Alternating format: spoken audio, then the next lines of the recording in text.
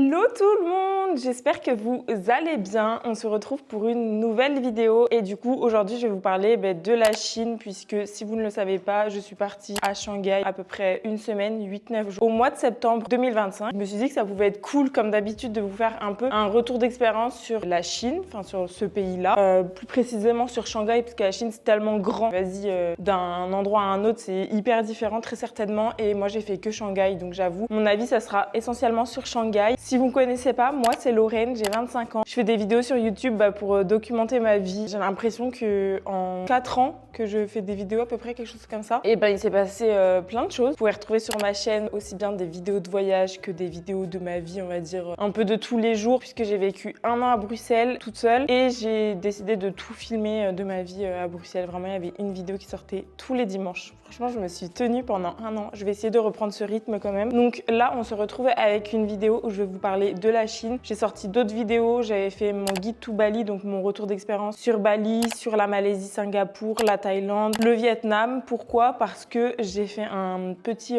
tour d'Asie du Sud-Est l'année dernière, donc sur les 6 derniers mois de l'année 2025. Et vraiment, c'était l'une des meilleures expériences de ma vie. J'ai tout documenté, forcément. Si je fais des vidéos YouTube, c'est que forcément j'ai documenté. J'ai sorti plusieurs vlogs. Je crois qu'il y en a à peu près une vingtaine si je comptabilise tout. Donc vous pouvez tout retrouver sur ma chaîne. N'hésitez pas à aller voir, à me dire ce que vous en pensez, à vous abonner. Si ça vous botte, j'ai prévu d'autres voyages, d'autres vidéos. J'ai prévu de vous expliquer pourquoi je suis ici dans un nouveau décor. Je suis pas en France, je suis en Suède. Comme ça, vous savez en avant-première. Sauf si vous me suivez sur Insta, vous pouvez me suivre sur Insta partout. Enfin bref, je vous mets tout en description de toute manière. Mais du coup, dans une prochaine vidéo, enfin la prochaine vidéo qui va sortir très certainement la semaine prochaine, ça sera un vlog où je vous explique un peu plus qu'est-ce que je fais en Suède, un peu là pour les prochains mois. Et donc du coup, là, on se retrouve pour la vidéo sur Shanghai. J'avoue, c'était archi pas prévu qu'on parte à Shanghai, mais en fait, pour vous expliquer, quand on était en Thaïlande au mois de juin, avec Théo, on s'était posé pour un peu planifier la suite du voyage et on s'est dit punaise on est dans le coin, viens on tente la Chine tu vois. Et en vrai on pensait grâce ça allait être cher etc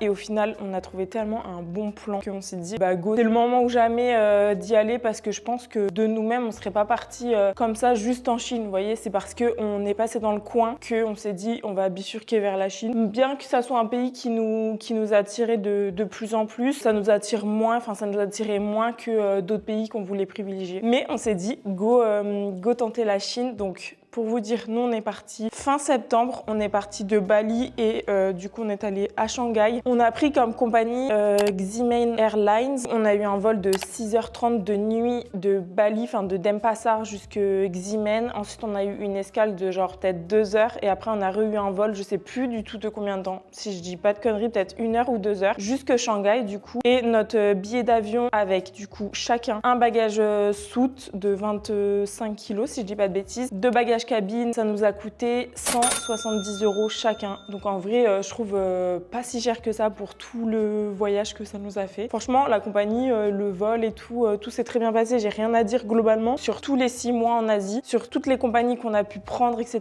J'ai vraiment rien à dire. À chaque fois, ça s'est toujours très bien passé. On n'a jamais eu de galère, nous, d'avion ou quoi que ce soit. Du coup, on a atterri à Shanghai et on est resté 9 jours. Et en vrai, on avait tellement jamais fait. Et je vous jure, quand vous arrivez à Shanghai, tellement un changement de décor. Et nous, quand on est arrivé, étrangement, on avait le sentiment que c'était un peu une ville fantôme dans le sens où il n'y avait pas grand monde dans les rues, etc. Après, c'était au mois de septembre, il faisait encore super chaud, vraiment très humide. Mais je sais pas, il y avait pas grand monde. En fait, tout est tellement grand et immense que même s'il y a du monde, t'as l'impression qu'il y a personne. En fait, c'est plus ça. Le logement, du coup, nous, on a logé en plein centre. Enfin, j'ai l'impression que c'est un peu le plein centre de Shanghai. Du moins, on était pas loin du Bund, de plein d'endroits, on va dire, mythiques. Donc l'hôtel, ça s'appelait Xinhui City Hotel. Je vous le noterai de toute manière. Tout sera en description. N'hésitez pas à regarder la barre de description si vous voulez vraiment toutes les informations. Je vous mettrai tout. Et ça, du coup, chacun, c'est pour ça qu'on s'est dit la Chine, faut trop faire. Chacun, pour 8 nuits, ça nous a coûté 106 €. Donc autant vous dire, le billet d'avion à 170 balles plus les 106 €. Enfin, en vrai de vrai, et genre le billet d'avion, du coup, c'était vraiment tout compris. Genre nos bagages, tout. Plus là, les 106 €. Enfin, en vrai, c'était l'occasion de ouf d'aller à Shanghai pour moins de 300 € pour une semaine. Et ouais, l'hôtel, franchement, il était cool. Il était assez simple et tout. Vraiment une chambre, tout ce qu'il y a de plus classique, quoi. Vraiment, l'hôtel, j'avais rien à dire là-dessus. Il était vraiment cool. Donc, du coup, voilà pour l'hôtel. Pour ce qui est, du coup, tout ce qui va être visa. Vraiment, là, je vais vous parler un peu du point de vue visa. En vrai, moi, je pensais de ouf dans ma tête, je sais pas pourquoi, que c'était compliqué d'aller en Chine, etc. Il fallait faire des demandes de visa longtemps à l'avance et tout. Et en fait, on s'est rendu compte qu'il n'y avait pas de demande de visa pour un certain temps. En gros, quand on est parti, c'était si tu pars moins de 15 jours, t'as pas besoin de faire de demande de visa, sauf que depuis fin 2025, là, en tout cas sur l'année 2026, ça se passe comme ça, sauf s'il y a des changements entre-temps. Mais j'ai vu que depuis fin 2025, ils ont étendu ça à 30 jours. Donc, en gros, si vous partez moins de 30 jours, vous n'avez pas besoin de faire de demande de visa. Donc ça, c'est plutôt cool si vous êtes ressortissant français, bien évidemment. Après, pour par exemple les Belges, les Suisses ou quoi que ce soit, je sais pas du tout comment ça se passe, donc je vous laisse vraiment vous renseigner. Et par contre, si vous partez au-delà de 30 jours, il faudra faire un visa. Je sais par contre que si vous allez à Hong Kong ou à Macao, et ben là, le visa, il est de... Enfin, vous n'avez pas besoin de visa jusqu'à 90 jours. Donc en gros, c'est les seuls endroits en Chine où vous allez pouvoir partir plus de 30 jours, enfin entre 30 et 90 jours sans visa. Si vous êtes ressortissant français, après, il faut avoir un passeport qui est encore valide 6 mois après votre date d'arrivée. Donc ça, c'est à peu près logique, c'est à peu près partout comme ça. S'il y a juste un truc, quand vous arrivez à l'aéroport, et ben en gros, tu as une genre de petite feuille à remplir. Mais ça, je sais que c'est valable dans beaucoup de pays. Je sais qu'au Japon, en Corée, c'est comme ça. J'ai pas souvenir des autres pays. Mais en gros, tu arrives et quand tu es étranger, tu dois juste remplir des informations. Des fois, j'avoue, ils vous donnent le papier dans l'avion. Aussi, un autre point que je vais vous mentionner maintenant, avant de vous parler de la nourriture et des choses à faire selon moi. Mais c'est tout ce qui va être du coup transport, applications à télécharger, etc. Faut savoir que nous, forcément, on s'était renseigné et tout. Il y a plein d'applications qui ne fonctionnent pas en Chine, ou du moins, il va vous falloir un VPN. Donc nous, ce qu'on avait fait, c'est qu'on avait pris un VPN. J'avoue que moi, mon VPN, j'ai NordVPN, il fonctionnait pas. Je sais pas ce qui se passait. Alors peut-être qu'il y a des personnes qui vont avoir utilisé NordVPN en Chine et ça fonctionnait. Moi, je ne comprends pas pourquoi ça fonctionnait pas. Donc du coup, j'avais pris un autre VPN. Je sais plus c'est quoi le nom du VPN que j'avais pris. Mais vous regardez, en vrai, avant de partir, je vous conseille de fou parce que moi, du coup, je l'ai fait en arrivant et juste, c'est hyper chiant. Ça va, il y avait Théo avec moi et lui, tout fonctionnait parfaitement. Et le point essentiel, vraiment, il faut à tout prix télécharger Alipay. Vous allez tout faire avec Alipay. Vraiment, au début, on était un peu en mode putain, c'est chiant et tout, chelou, machin. Genre en mode hyper chiant de tout faire avec Alipay. Mais en fait, c'est trop bien. Juste vous téléchargez, vous faites votre profil, tout ça. Quand vous allez au Seven, juste vous mettez le QR code. Tout est relié. Si pareil, vous prenez un taxi, vous prenez tout depuis Alipay. Genre si t'as pas Alipay, vraiment tu peux quasi rien faire à part juste marcher dans la rue et payer peut-être avec ta carte bancaire à certains endroits. Je sais qu'aussi on a été dans un resto, tu peux faire traduire le menu direct avec Alipay. Tu commandes depuis Alipay. Donc vraiment, elle est juste essentielle de ouf. Et aussi là où c'est essentiel, c'est que si vous allez à Shanghai, vous allez voir, il y a plein de vélos, des Vélib quoi en gros, et vous avez juste à le scanner avec Alipay du coup, et comme ça vous pouvez vous servir du vélo. Et vraiment, je vous recommande de fou. Après, je sais pas à quelle période vous y allez, je sais pas du tout si en hiver il fait super froid ou quoi que ce soit, mais si vous y allez au beau jour, etc., je vous recommande tellement de privilégier les vélos parce que la ville elle est hyper bien faite pour vous balader à vélo dans la ville. Il y a vraiment des espaces énormes pour tout ce qui va être scoot ou vélo pour circuler. Genre nous, c'est ce qui a fait qu'on a grave kiffé Shanghai, c'est que du coup tu visites, tu découvres la ville sous un nouvel angle, etc. Et le vélo aussi, il coûte archi pas cher. J'ai un souvenir, c'était peut-être 20 centimes les 40 minutes. Enfin vraiment, c'était quelque chose qui faisait que ça nous coûtait archi pas cher. C'est vraiment le bon plan. Le vélo, je vous le reco de ouf. Et après aussi, vous avez les taxis, tout ça, pareil, qui sont pas chers. Globalement, la vie là-bas, je trouve, elle était pas si chère que ça. Même pour s'acheter des fringues ou quoi que ce soit, c'était pas très cher. Ensuite, en termes de nourriture, alors globalement, vous allez pouvoir manger pour à peu près 3 à 6 € en fonction des endroits. Sinon, après, c'est comme partout en fait, mais ça va pas vous coûter comme des prix européens. Après, si vous mangez pas typiquement chinois, forcément, ça va vous coûter plus cher, genre une trentaine d'euros par exemple pour 2 personnes. Mais si vous mangez chinois, ça va pas vous revenir supra cher. Je crois que nous, une fois, on avait mangé un soir une fondue chinoise genre pour peut-être moins de 10 balles. Et idem, 2-3 fois, on a mangé des bao et je sais plus ils coûtaient combien, mais ils étaient tellement pas chers. D'un point de vue variété, accessibilité, c'est vrai que c'était assez compliqué dans le sens où c'est complètement différent, je trouve personnellement. Et encore une fois, on a fait que Shanghai, on n'a pas fait toute la Chine, donc en fonction des villes, etc.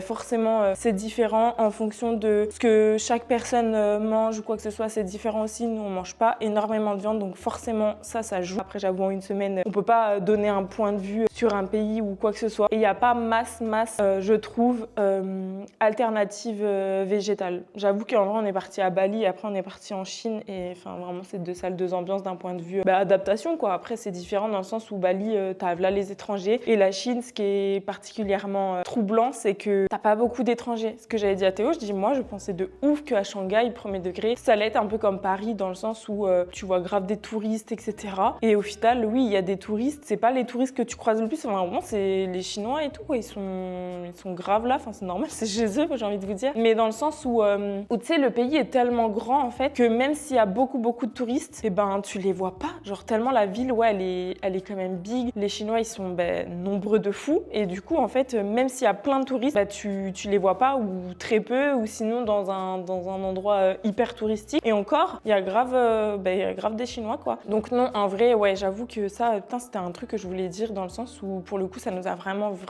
dépaysé, genre dans le bon sens, tu vois, parce que tu vois aucun touriste et en vrai, c'est archi agréable. T'as l'impression que t'es le seul touriste de la ville, alors qu'en vrai, archi pas, il y a plein d'autres touristes. Et après, du coup, d'un point de vue, les choses un peu qui sont à faire, un peu les indispensables si tu viens genre une semaine, si ce n'est du coup se balader à vélo. Je vous jure, nous, c'était 80% de nos journées, on se baladait à vélo et juste on voyait un peu là où on avait envie de s'arrêter. On avait noté quand même des endroits qu'on voulait faire, notamment le Boon, mais ça c'est le classique shit, genre en gros pour ceux qui savent pas, en fait c'est bord de rivière et vous avez une vue sur tous les buildings, tout ça. C'est un classique shit à faire vraiment le soir. Ce qui est trop cool, c'est que vous avez une vue sur la skyline, tout est illuminé et franchement elle est archi cool. Il y a le temple Bouddha de Jade et en gros c'est un temple mythique et tout à Shanghai et franchement il était super cool. C'est l'un des plus beaux temples que j'ai fait en Asie. Après on n'en a pas fait 1 milliard de temples non plus. Il coûte à peu près 30 yens je crois à l'entrée, donc ça fait à peu près là actuellement avec le taux de change 3,60, 3,70 quelque chose comme ça,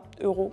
Donc en vrai archi raisonnable le prix de l'entrée. Et franchement il est hyper agréable, il y a des petits chats qui se baladent, c'est calme et genre franchement moi j'ai beaucoup aimé. Après aussi il y a un parc qu'on a fait avec Théo qu'on a vraiment bien apprécié, c'est le parc Fuxing. Et ce qui était hyper agréable c'est qu'il y avait plein de personnes qui faisaient du tai chi je crois si je dis pas de bêtises, mais qui faisaient leurs exercices de sport. Après en Chine vraiment si vous y allez vous verrez dans les parcs il y a beaucoup de groupes de personnes âgées qui font des étirements, qui font vraiment des étirements où, tu sais, nous, en France, des fois, on va regarder et tout, parce que dans le sens où c'est pas dans notre culture de autant s'étirer, etc. Et là-bas, c'est hyper commun. Donc, vous verrez dans les parcs, il y a beaucoup de regroupements de personnes âgées, même de personnes plus jeunes, mais en vrai, des personnes âgées, souvent, qui font leurs étirements en groupe. Et notamment au parc Fuxing, franchement, on en a vu pas mal et c'était grave chou à voir et grave cool à voir. Après, si vous aimez bien un peu les trucs d'art contemporain, etc., je vous recommande de fou d'aller à M50. C'est un quartier où en gros si vous voulez, c'était un quartier industriel si je dis pas de bêtises. Et du coup le quartier il est consacré à tout ce qui va être art contemporain de Shanghai. Et il y a plus d'une centaine d'artistes je crois qui sont exposés. Il y a des ateliers, il y a bien évidemment aussi des galeries où en gros vous avez les œuvres qui sont installées et vous pouvez aussi prendre un petit café. Enfin c'est vraiment un petit quartier de bobo mais qui est plutôt cool à faire. Après c'est pas transcendant franchement. Si vous avez pas le temps ou quoi que ce soit, par exemple si vous êtes là que 2 jours, c'est pas le quartier le plus transcendant, mais si vous avez vraiment un attrait pour l'art contemporain, je pense que ça peut être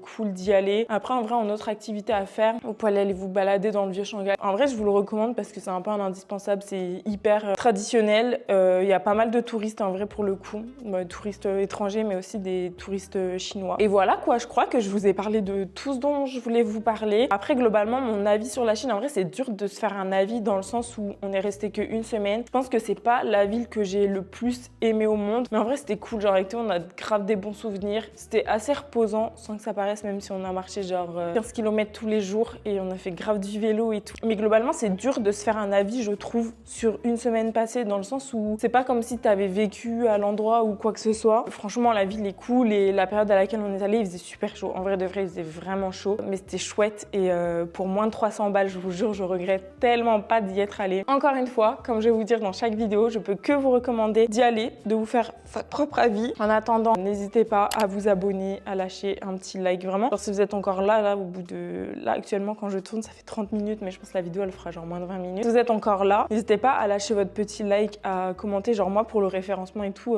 ça aide de ouf et tout en vrai. Et voilà quoi. En attendant, moi, je vous dis à très vite, très certainement la semaine prochaine pour le premier vlog ici, du coup, en Suède, où je vais vous expliquer qu'est-ce qu'on fout ici. En attendant, je vous fais bisous!